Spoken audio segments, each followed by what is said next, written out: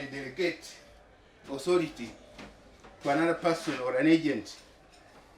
The customer may delegate his power to an agent to carry on his duties or transactions with the bank.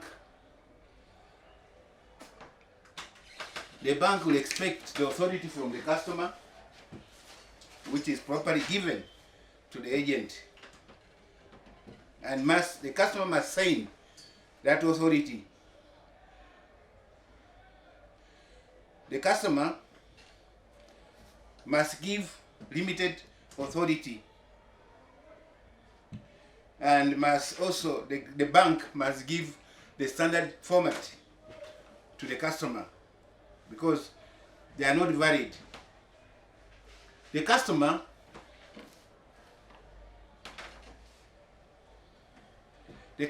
is also, when he's giving authority in connection with his account, must allow the agent to do certain things and not allow him not to do other things. Now, so that is when it is a sole account or holder, single person. Suppose he comes to parties like partners. All partners in the firm must sign, must agree to give that consent, to give that power of agency. Coming to the companies also, directors must have a consent. They must both, if the private company, both must agree. If the public company or directors who are regularly authorized to deal or to handle the accounts of the company must give the authority and must sign, all of them. The agent cannot contract on behalf of the principal or on behalf of the customer. He cannot contract. Okay? But if given proper authorization, he may contract. And so is the infant. Even infant can also even infant can also be given the power of agency in terms of handling the account. That is a person who is below 18. Now, also, the agent is not given the power to withdraw. The agent is not given the power to withdraw from the account. The agent is also not given the power to accept or endorse negotiable instruments like bill of exchange. Is not allowed to endorse.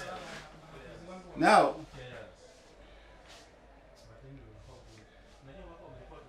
the bank will continue dealing with the agent of the customer or the principal, as long as as long as the principal or the owner or the account holder has not given a stoppage or termination. Will continue. He will be recognized by the bank throughout until the owner of the account or the account holder gives different instructions. That is, until the notice is given, is when the bank may stop dealing with the customer.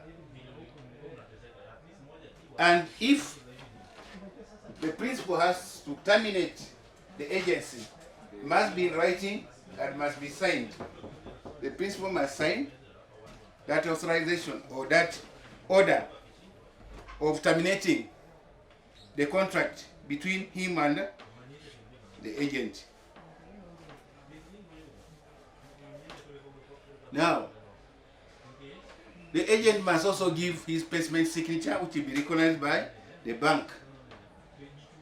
That is, and the agent must not sign his personal liabilities. That is, must not mix his personal liabilities with that of the principal. That's not allowed.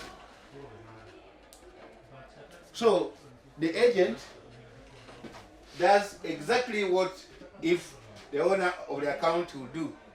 That is, get the statement of the bank, studied and look at the withdrawals, the deposits he has made, all the transactions which he has made with the bank on behalf of the principal, compare the records on the statement and that of what is in the books, because the agent gives also books of accounts on behalf of the principal.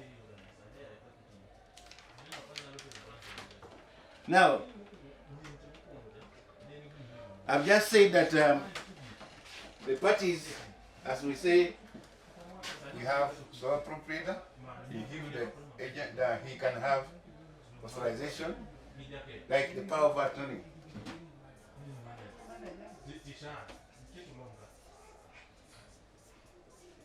Power of attorney. Yeah? So he gives the power of attorney to a side party to transact on his behalf. He's alone. They can be partners. They can be directors of companies. Yep.